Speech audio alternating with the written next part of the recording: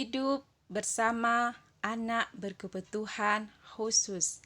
Assalamualaikum warahmatullahi wabarakatuh.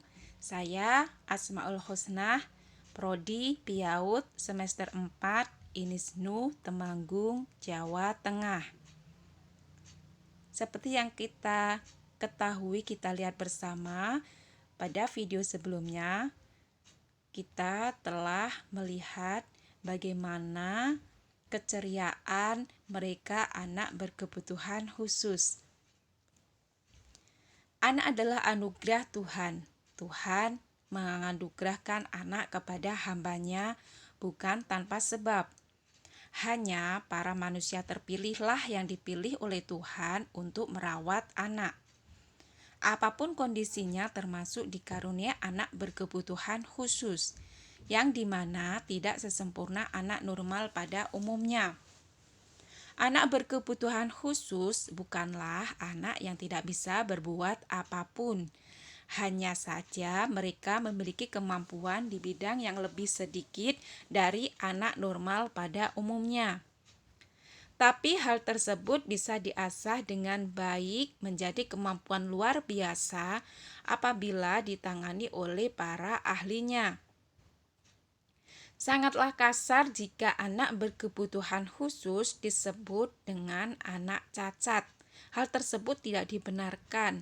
Mereka bukanlah cacat, tapi mereka hanya tidak bisa memiliki kemampuan normal seperti anak normal pada umumnya.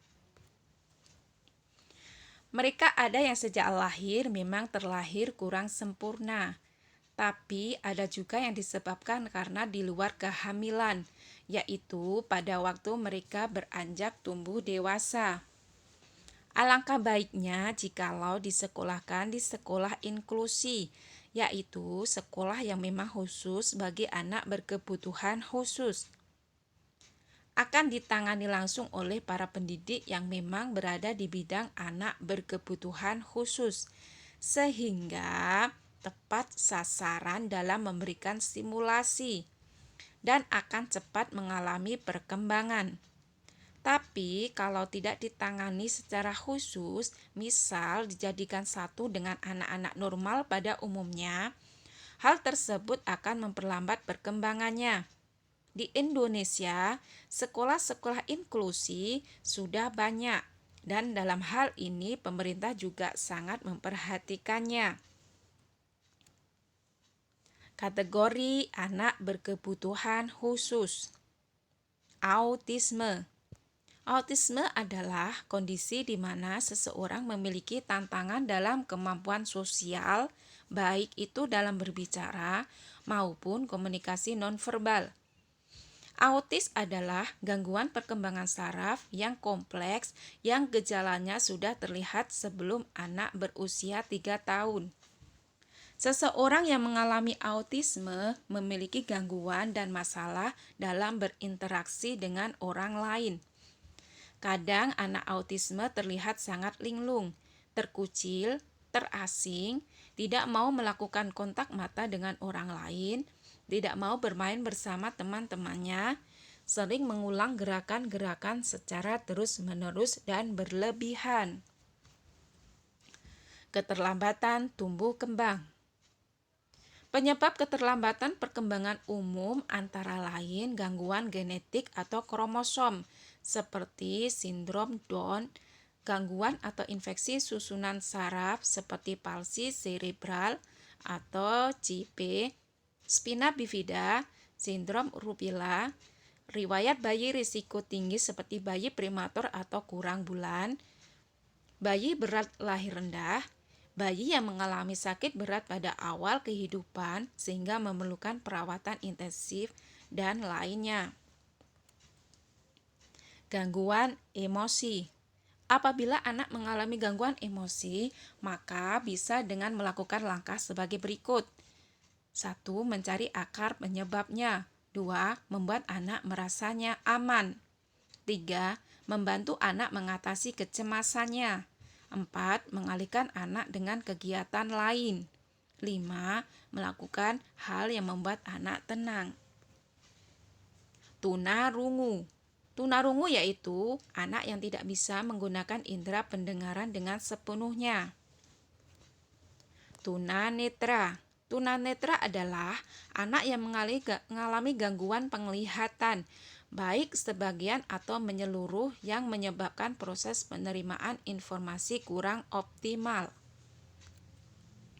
Tunadaksa. Tunadaksa adalah suatu keadaan yang terganggu atau rusak sebagai akibat dari gangguan bentuk atau hambatan pada otot, sendi, dan tulang dalam fungsinya yang normal.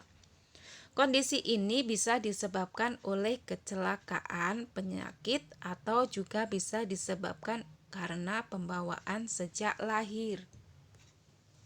Tunagrahita.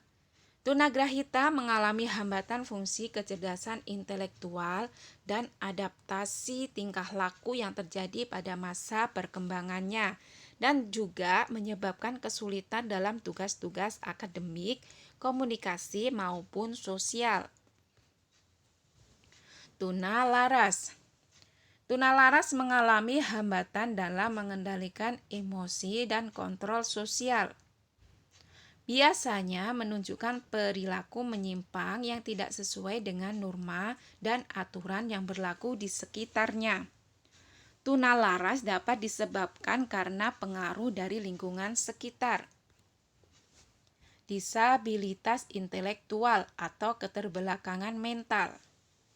Intellectual disability biasanya dicirikan oleh IQ dengan nilai di bawah 70. Kecerdasannya di bawah rata-rata. Gejala utama berupa kesulitan berpikir dan memahami. Penyandang disabilitas intelektual ini yang secara prinsip ditandai oleh deteriorasi fungsi konkret di setiap tahap perkembangan dan berkontribusi pada seluruh tingkat inteligensi. Disabilitas belajar. Disabilitas belajar berbeda dengan disabilitas intelektual. Disabilitas ini ditandai dengan kelemahan pada kemampuan utama akademis, seperti membaca, menulis, dan berhitung. Sekian pemaparan dari saya, semoga bermanfaat. Wassalamualaikum warahmatullahi wabarakatuh.